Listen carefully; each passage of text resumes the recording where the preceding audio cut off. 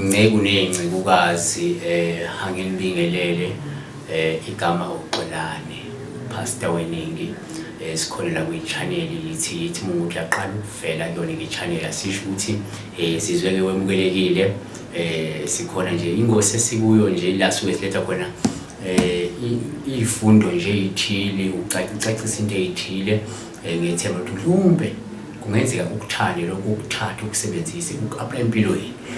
Namhla ngifuna sikhulume la ngokuthi kubalulekile yini ukuthi siphile ngomkhuleko noma kumele siphile ngomkhuleko nanokuthi ngabe umkhuleko u-effective noma uma sikhuleka sikhuleka ngendlela e-effective na.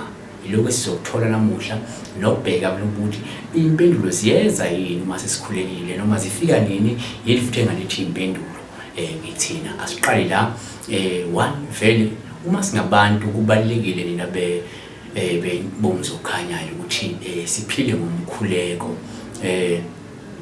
Lokho sikuthola kuphi nazi incwadi engikulungisele zona. Sizoqala ngoJeremiah 29 verse 12 uthi ke niyakumbiza nize ukukhuleka kimi nginilalele. Uyathembisa uNkulunkulu ukuthi thina sizombiza siye kuye sikhuleke bese uyasilalela. Okunye esikuthola lapha kwabaseFilipi 4 verse 6 uthi ungakhathazeki ngalutho kepha kuzona zonke izinto ngomkhuleko nangokunxusa ngokubonga thulani izicelo zenu kuNkulunkulu. Basho njalo abaseFilipi uma unezicelo umuntu edinga ethize hamba kuNkulunkulu bekungakhathazeki ngalutho kodwa akube umkhuleko nokunxusa nibonge futhi nithule izicelo zenu kuNkulunkulu. Amahubo 102 verse 17 athi uzophendula umkhuleko wabampofu angeke akudelela unxusa kwabo. Uma kunike manje uyakhuleka uzophendula umkhulu wakho futhi noma unxusa angeke akudelela uNkulunkulu. Siyathola futhi lapha ke kaJakobe 5 verse 16 uthi ngakho vumani izono umunye komunye nikhulekelane kuba niphulukiswe. Umkhuleko olungileyo unamandla futhi ke uyasebenza. Akuvezayo lapha uNkulunkulu through uJakobe ukuthi abantu ufuna bakhulekelane. Sisho ukuthi ngaso isikhathi uma sikhuleka sikhulekela thina wa selfish sifuna sibe selfless. Sikhulekela omakhelwane, sikhulekela abangani bethu, sikhulekela izihlobo zethu, sikhulekela abantu emsebenzini esebenza nabo, abasenza kabi nabangasenzi kabi, sibakhulekele bonke abagula nabaphilayo nabarishi, sibakhulekele njalo. Futhi uthi umkhuleko olungileyo unamandla futhi uyasebenza. Enye into ebalulekile ukuthi sibe ngabantu abalungile, sibe nabantu abenza ukulunga ukuze umkhuleko uzoba namandla futhi usebenze. uMateyu 26 verse 41 usiyala ukuthi lindani nikhuleke ukuze ingangeni esilingweni. Umoya uyavuma kepha ke inyama ebuthakathaka bakwethu esingene esiningi inyama yethu ilimele ibuthakathaka uthola uhlomo uyavuma. Kodwa ke namhla siyatshela ukuthi asilinde sikhuleke kodwa sibe nokulinda ukuze singangeni esilingweni. Asilinde sikhuleke ukuze singangeni kuphi esilingweni. Ukuze into ezikwehlele njengamanje ezimbi zingehli khuleka linda ukhuleke ukuze kungenzi ini okubi kungehle kuwe. uJob 42 kuthiwa ke kwathi uJob esekhulekele abangani bakhe uJehova wabuyisa konke okumlahlekele wamnika sekuphindwe kabili kunaloko ayenakho. Uma ukhulekela abanye uNkulunkulu abesebuyisa wena obungakakucela kubuyisa sekuphindiwe kulento ezilahlekele zibuya seyiphindiwe. Uma ukhulekela abanye abantu kodwa yiloko kuvelayo. uMark usitshela ukuthi uMark 11 verse 24 uthi ngakho nithi kuwe noma yini eniyicelayo umthandazweni kholwana ukuthi seniyithole futhi izoba ngeyenu. Ungathandazi, thandaza nje uma uyocela baba wakho. Uma ucela baba wakho into usuke unesiqiniseko ukuthi uma ngiyocela igathi baba uzonginika awubi nokudathawa nokuthandabuza noma namadoubt. So la uNkulunkulu ngathi kungaba lesimo esikanjalo uma uyocela ngomthandazo kholwa kulento esuyitholile futhi izoba ngeyenu. Asibheke ukuthi umkhuleko o-effective. Umkhuleko o-effective masikhuluma umkhuleko o-effective asikhuluma umkhuleko. Into yokuqala umkhuleko ilona thuluzi noma iyona ndlela yokuqala yethu njengabantu esiqhumana nayo nongasenhla noma nomveli inqanga noma noNkulunkulu. Yabo futhi uNkulunkulu uyawulalela umkhuleko wabantu. Akunandaba ukuthi ucebile noma uyahlupheka umuntu owaziwayo noma waziwa kodwa uNkulunkulu uyawulalela umkhuleko. Lo mkhuleko wanombani mude mfisha ulungile futhi ubalekile kuNkulunkulu. Hamba ufunde uMateyu 7 verse 7 ya 8. Nanso ke masikhuluma ngomkhuleko o-effective into ebalekile into yokuqala wathandaza ngendlela efanele. Abantu abathandaza ngendlela efanele naku ke sithola kuphi sithola kwincwadi lapha kaJakobe 4 verse 2 to 3 uthi uyafisa kodwa unalutho ngakho uyabulala ukuze ube notho. Ufisa okwabanye kodwa awukwazi ukuzuza ngakho ke uyalwa futhi ususuthuthumuze uthathe ngodle kubo. awunakho okufunayo ngoba awuceli kuNkulunkulu, uyacela kodwa awubukeliswa ngokuba ucela kabi ukuze ukuchithele kuphi enkanukweni. Abantu abaningi bacela kabi, bacela ngoba bebona umakhelwane, bacela ngoba ucela izinto ukuze ezohlabekisa izitha zakho, ucela ngoba ukuze ezohlabekisa omakhelwane, ahlabekisa abangani noma ahlabekisa abantu bakubo ukuthi yazi ngiphumelele, azokwazi ukuthi atsake. Noma ucela ngoba ubona umuntu uthenga imoto nawe socela imoto, ubona ngoba umuntu wakho umuzi nawe usothi inkosi ngibusise ngami ngakhipha ihouse. No, akuhambi kanjalo, celani kahle. 2, thandaza ngokuzethemba. Ngifuna ukuthola uma uthandaza unako ukuzethemba. Into ebalulekile ungabaza umkhuleko wakho. Uma ke isikhuleka ngokukholwa kuNkulunkulu, uNkulunkulu uyawuphendula umkhuleko. Nangu uJakob uJohane wokuqala chapter 5 verse 14 to 15 uthi sinethemba elikhulu lokuthi yena uyasizwa uma sicela noma yini emthokozisayo. Njengalokho sinethemba ukuthi uyasizwa uma sicela, futhi ke uyazi ukuthi siyazi ukuthi uzosinikeza lokho esicelayo. Njalo kuma uthandaza ibake nesiqiniseko sokuthi uNkulunkulu uzokulalela futhi akuphendule umkhuleko wakho noma umthandazo wakho ngokwentando yakhe. Bafowethu nodadewethu, ukuzethemba kufanele kungabi nokungabaza noma uma ke sithandaza. Asithembe ukuthi lento esike sicela sizoyithola. Number 3, thandaza ungaphezi. Kumele uthandaze ungaphezi, ukhulekela abanye abantu, umkhuleko uNkulunkulu alethe iqhazilulo kwabanye abantu, aphulukisa abantu abagulayo, uNkulunkulu avikela abantu abazingelayo, uNkulunkulu aqinisa abantu ababuthakathaka. Ungabi nokusithandazela wena wedwa, futhi ungathandazi ube nomkhawulo. Thandaza ungaphezi, ungabi nomkhawulo, uNkulunkulu uzokuphendula umkhuleko. AbaseThesalonika bokuqala chapter 5 verse 17 uthi umpostoli Paul usikhuthaza ngaso ukuthi ke asithandaze singayeki.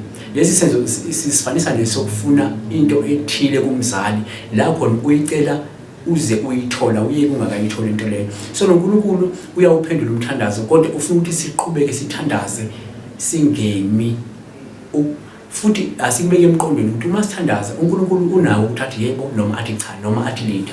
Kanjani ke ngani kwethu?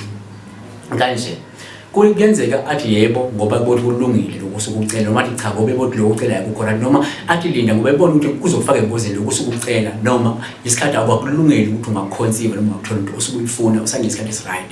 UJeremiah 29 verse 11 uthi ngokuba ke ngiyazi icebo enginalo ngawe, kusho uNkulunkulu, icebo lokuphumelelisa ongelona lokulimaza, elokunika ikusasa nethemba.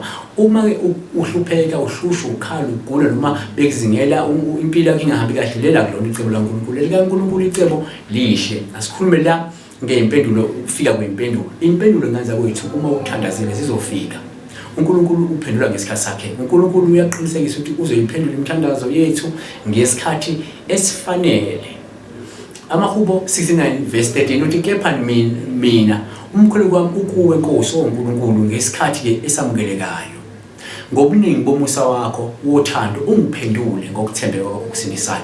Ngesikhathi silindile isikhathi sakhe esifanele, kufanele sibekezele, singatatazeli, singaqhamazeli, futhi singaniphonsi ithawula nganza kwethu. AmaHubo 37 verse 7 athi thula phambi kweNkosi uyilinde ngokubekezela, ungakhathazeki ngalowo ophumelelayo ngendlela yakhe, ngomuntu owenza ke amacebo amabi. Abanye abantu babona bephumelele benamamiliyoni, benayo into abaphumelele kahle, benza into ezimbi. So musu kwara ngabo wena wala ukuthi ubekezelele ukuthi uNkulunkulu aza kuphendula. Okwesibili, uNkulunkulu uphendula ngenkazimulo. Siyathola ukuthi uNkulunkulu uma umdumisa umkhazimulo siyaphendula. Asifunde lapho Isaiah 24 verse 15 uthi empumelelo ngadumisana uJehova, khazimisana igama lakhe likaJehova uNkulunkulu kaIsrayeli eqhingini zolwandle.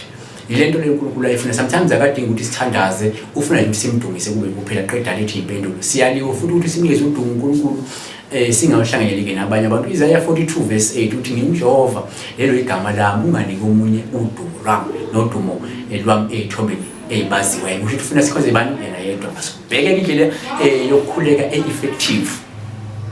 Izenzo 16 verse 25 34 cishe phakathi kwamabili uPaul noSila babekhuleka behubela uNkulunkulu izidumiso, nezinye iboshwa zabezwa ngokusheshsha kwaba khona ukuzamazama komhlaba okukhulu ongangoba ke isisekelo sejele noma isekelo sejele zazamazama. Ngaso leso sikhathi yonke iminyango yejele yavuleka futhi amaketanga abo bonke abantu aqhaqheka. sometimes ukudumisa nje unikeze uNkulunkulu udumo lokho kwenza ukuthi kube nomehluko empilweni izinto izibopho izingathululeka izitha zakho zigive up ke ukulandeleni masikhuluma ngomkhuleko o-effective la siyathola futhi ke kuma judges noma behluleli 16 siyathola ukuthi lapho verse 6 ukuthi iBhayibheli liyaveza ukuthi uSamsoni bathi bambeke phakathi kwezinsika kubedlala ngaye amaFilisti lithi wacela ukuthi wayekhona umfana ukuthi amdozele insikeni lithi wakhuleka ukuthi ngenxa yabehlama amabili icela ukuthi ngife nawo amaFilisti lithi la wabe sebamba insika zombili lithi wafu lawo ithempeli lagxoba ababe ngaphakathi uma sithola lithi wabulela abantu abaningi kakhulu ngesikhathi sokufa kwakhe kunalesikhathi sokuphila kwakhe sometimes ama challenges esinawo uma impilo isahamba kahle mhlawumbe singathanda singaphumeleli kodwa uNkulunkulu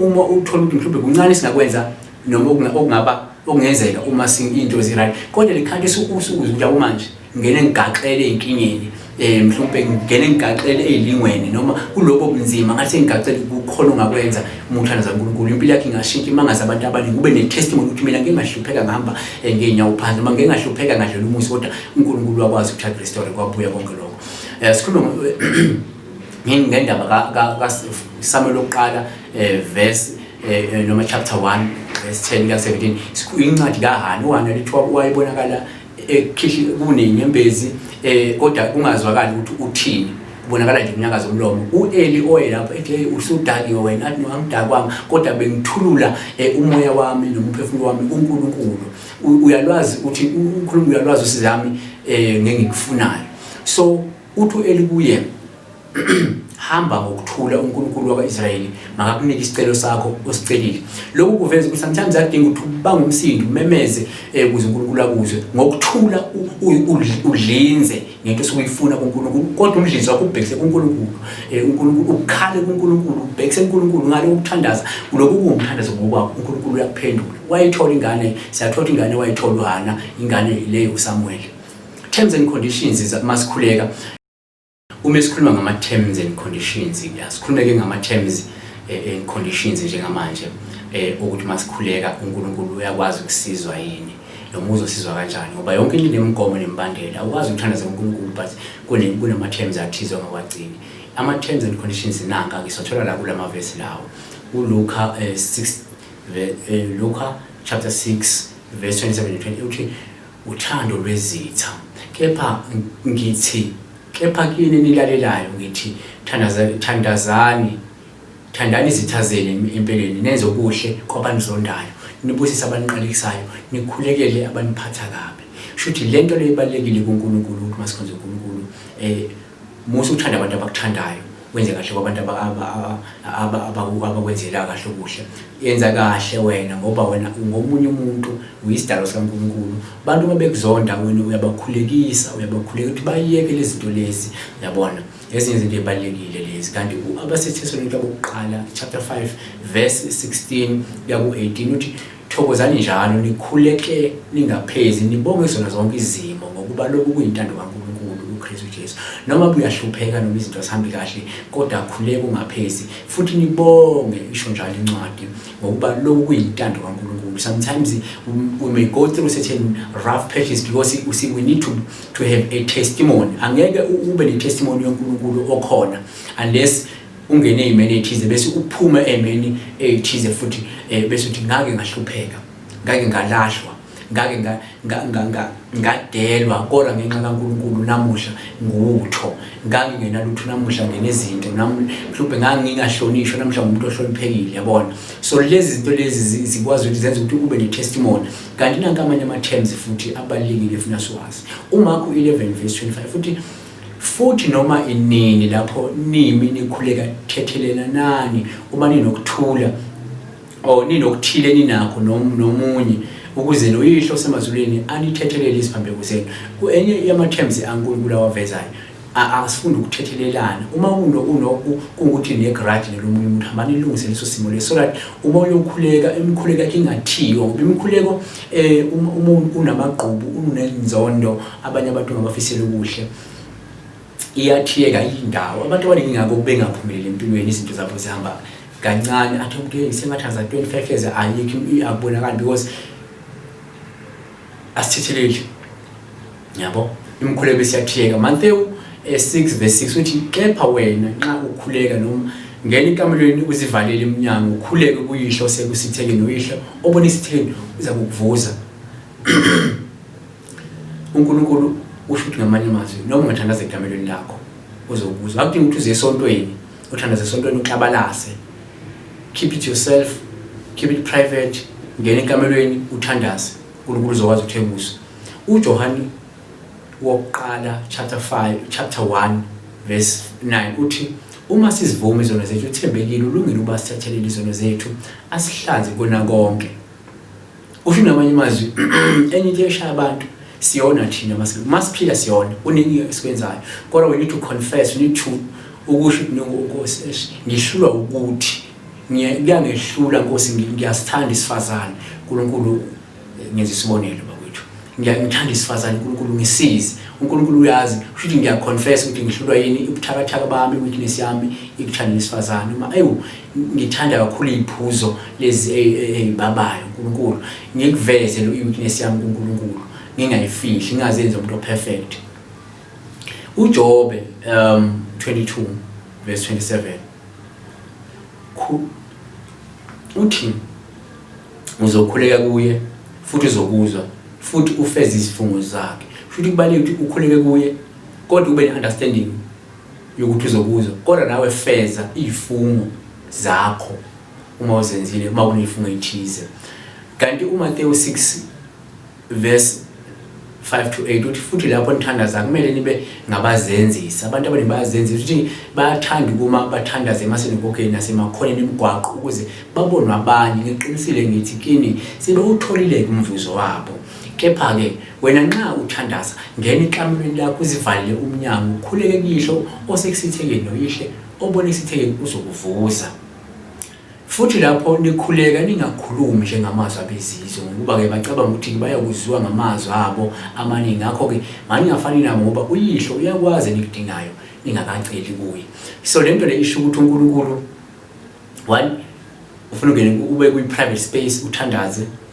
two ungami ukuze ungazenzisi when you pray mean it pray with heart your mind and everything ilapho uNkulunkulu ukuthi ufuna into osukuyifuna two ungakhuluma amazwi into ushaya ingisi ukhulume ngesingisi wara mhlawumbe lokungeke ukusebenzele khuleka umkhuleko must shoot straight to the point ungathemelezi ingakho lapha kuMathewu 6 verse 9 uJesu abesebafundisa ukuthi bekhuleke bethi baba wethu esezulwini ingoba wayethi manje ikhuleka ningathemelezi bangaka abantu abakhuleki hour lonke kodwa engaphendula ngoba uyathemeleza ngaba shoot straight hey Nkosi mawufuna umfazi isho ukuthi ngifuna umfazi mufuna indoda ishine ukuthi ufuna indoda mufuna ingane isho ufuna ingane akwazi ukuthemeleza ilo igumu keke igumu wazi uthwenzana thandaza shoot straight to the point isho ufuna ufuna umsebenzi so wazi uthandaza isikhathi esidala ufuna umsebenzi usho ukuthi maye ufuna icathulo baba wakho uzothandaza uzokhuluma into eningi ngoba vele uthi baba ufuna icathulo end of story